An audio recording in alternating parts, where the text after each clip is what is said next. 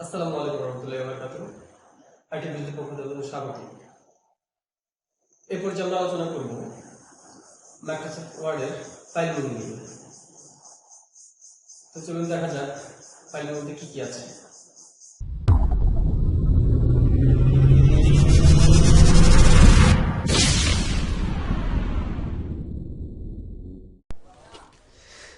গত পর্বে আমরা দেখিয়েছিলাম মাইক্রোসফট ওয়ার্ড এবং উইন্ডোজ পরিচিতি।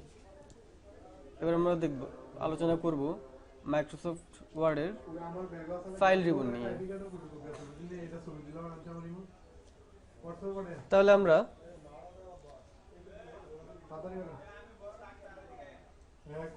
মাইক্রোসফট ওয়ার্ডে প্রথমে কিছু লিখি।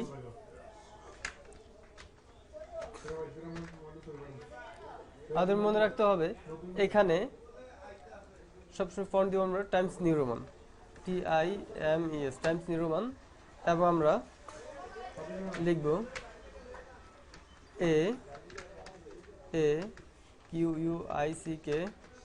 AQUICKWN, brown, Fox, jumps, over,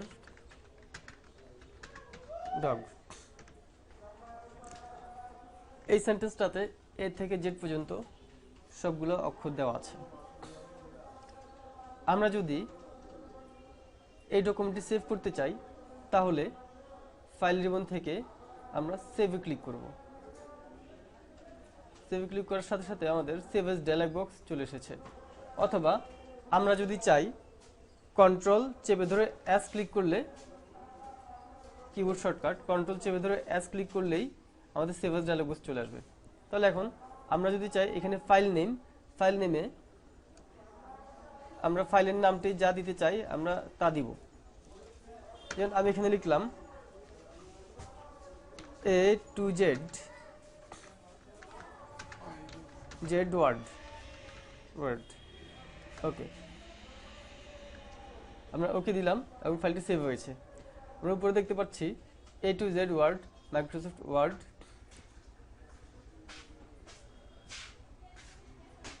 এরপর দেওয়া আছে সেভ এজ। আমরা সেভ এজ কেন করি? অনেক সময় আমাদের একই ডকুমেন্ট একাধিক নামে সেভ করতে হয়, তখন সেক্ষেত্রে আমরা সেভ এজে ক্লিক করতে পারি। সেভ এজ দিয়ে আমরা A to Z, অথবা আমরা যদি করি COPY, কপি টু, ওকে, তাহলে এটা A to Z copy to আকারে সেভ হবে। এরপর হচ্ছে আমরা ফাইল মেনু থেকে ওপেন বাটনে ক্লিক করব। ওপেন, এই যে ওপেন হচ্ছে আমরা কোনো ডকুমেন্ট, পূর্বের কোনো ডকুমেন্ট আমরা ওপেন করব, অথবা পূর্বের কোনো ডকুমেন্টে আমরা কাজ করতে চাইলে সেই ডকুমেন্টে আমরা ওপেন করে কাজ করতে পারবো। তাহলে ফাইল থেকে ওপেন থেকে আমরা এখানে দিতে পারি সিভি। একটি সিভি ওপেন করলাম এবং আমরা চাইলে এটা এডিট করতে পারবো। আর ওপেনের শর্টকাট কি হচ্ছে কন্ট্রোল ও। আমরা কন্ট্রোল ও প্রেস করলে ওপেনের শর্টকাট কি অথবা এবং ওপেন ডায়ালগ বক্স ওপেন হবে। তাহলে আমরা যদি চাই এখান থেকে আমরা সিভি নিব, এই সিভি আমরা নিয়ে নিলাম, ব্যাস। আমরা যদি ডকুমেন্ট ক্লোজ করতে চাই তাহলে ডান পাশের উপরের কর্নারে ক্লোজ বাটনে দিয়ে আমরা ক্লিক করব, অথবা আমরা ফাইল থেকে ক্লোজ, আমরা আবার ওপেন করি। এই যে এখানে দেখা যাচ্ছে কি রিসেন্ট ডকুমেন্ট, আমরা রিসেন্ট যে ফাইলগুলো আমরা ওপেন করছি সেই ডকুমেন্টগুলো আমাদের এখানে দেওয়া থাকবে। আমরা যতগুলো ডকুমেন্টে আমরা কাজ করছি সবগুলো ডকুমেন্টে কিন্তু এখানে রিসেন্ট ফাইলে পিন আপ করা থাকবে। এরপর আমরা যদি কোনো ইম্পর্টেন্ট কোনো ডকুমেন্ট রেগুলার আমরা কাজ করতে গেলে দেখা যায় কি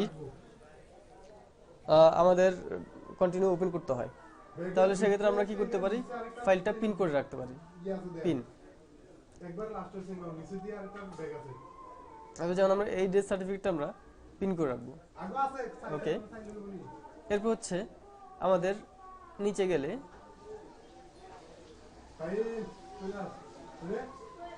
আমরা ফাইল মেনু থেকে যদি আরো নিচে যাই তাহলে রিসেন্ট, তাহলে রিসেন্টে আমাদের কি কি রিসেন্ট ডকুমেন্ট আছে আমাদের, আমরা দেখতে পারবো। নিউ হচ্ছে আমরা নতুন কোনো ডকুমেন্ট ওপেন করতে চাইলে আমরা নিউ ডকুমেন্টে ক্লিক করে ব্ল্যাঙ্ক ডকুমেন্ট ক্রিয়েট, এবং এই নতুন ডকুমেন্ট ওপেন করতে চাইলে সেই ডকুমেন্টের শর্টকাট কি হচ্ছে কন্ট্রোল চেপে ধরে এন, নিউ, কন্ট্রোল চেপে ধরে এন প্রেস করলেই নিউ।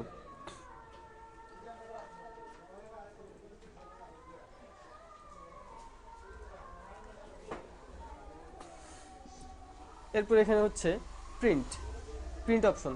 তাহলে আমরা যদি কোনো ডকুমেন্ট প্রিন্ট করতে চাই তাহলে আমাদের প্রিন্ট অপশনটা অবশ্যই দরকার। আমরা চাইলে কিবোর্ড শর্টকাট দিয়েও আমরা প্রিন্ট করতে পারি। তাহলে আমরা দেখি প্রিন্টে ক্লিক করলাম, ক্লিক করার পরে প্রিন্ট ডায়লগ বক্স চলে এসেছে। তো এখানে দেখা যাচ্ছে কি প্রিন্ট কপিজ, আমরা একই ডকুমেন্ট কয় কপি বের করতে চাচ্ছি বা কয় কপি প্রিন্ট করতে চাচ্ছি, আমরা এখানে যদি 2 কপি প্রিন্ট হয় তাহলে আমরা 2 লিখে দিব।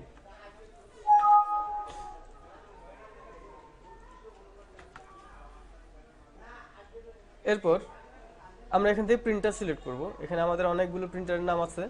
তো আমরা যেহেতু আমরা ব্রাদার্স ডিসিপি ইউজ করি, ব্রাদার্স ডিসিপি 220 অথবা 310 যেটা ইউজ করে আমরা সেটাই দিব, যেমন আমরা 220টা ইউজ করতেছি। এরপর হচ্ছে পেজ সেটিংসে আমরা দেখব প্রিন্ট অল পেজ।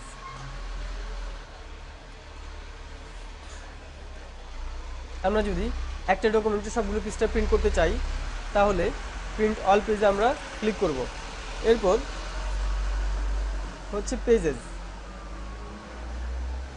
এরপর প্রিন্ট অল পেজে ক্লিক করলে দেখা যাবে কি এখানে প্রিন্ট কারেন্ট পেজ এবং প্রিন্ট কাস্টম রেঞ্জ।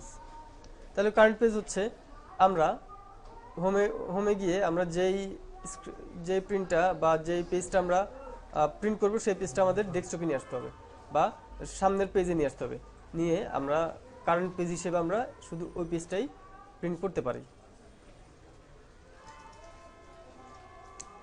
এরপর হচ্ছে প্রিন্ট কাস্টম রেঞ্জ। তাহলে প্রিন্ট কাস্টম রেঞ্জ এখানে আমরা চাইলে পেজে আমরা যদি চাই একটি ডকুমেন্টের 2 নম্বর পেজটা প্রিন্ট করতে তাহলে আমরা 2 নাম্বার লিখে দিব, অথবা আমরা যদি চাই 2, 5, 7, 8 এই ধরনের পেজ প্রিন্ট করব তাহলে 2, 7, 8 এভাবে আমরা প্রিন্ট করলে ঠিক ওইসব পেজগুলাই আমাদের প্রিন্ট বের হবে। অথবা আমরা যদি চাই 1 থেকে 10 পর্যন্ত,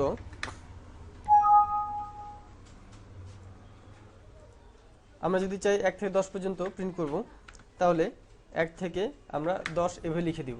অথবা আমরা যদি চাই 10 থেকে 20 পর্যন্ত প্রিন্ট করব তাহলে 10 থেকে 20 এভাবে আমরা লিখে দিয়ে আমরা প্রিন্ট বাটনে ক্লিক করব। আরেকটি কথা বলে রাখা ভালো, এখানে আমরা আমাদের যদি পেজ সেটিং করা না থাকে তাহলে আমরা এখান থেকে পেজ সেটিং করে নিতে পারবো। যেমন এখানে আমরা ক্লিক করলে মার্জিনটা আমরা দিতে পারবো, পেজ সেটআপ বা পেজ সাইজটা আমরা দিতে পারবো A4, এবং মার্জিনটা আমরা দিতে পারবো এখান থেকে ন্যারো অর কাস্টম, যেটা আমাদের প্রয়োজন আমরা সেটা আমরা দিতে পারবো। তো 1 দিলাম আমরা। এরপর যদি আমরা ল্যান্ডস্কেপ অথবা পোর্ট্রেট দিতে চাই তাহলে আমরা সেটাও দিতে পারবো।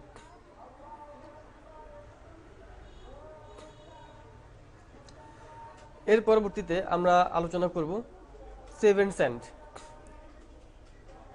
তাহলে আজকে এই পর্যন্তই থাকুক,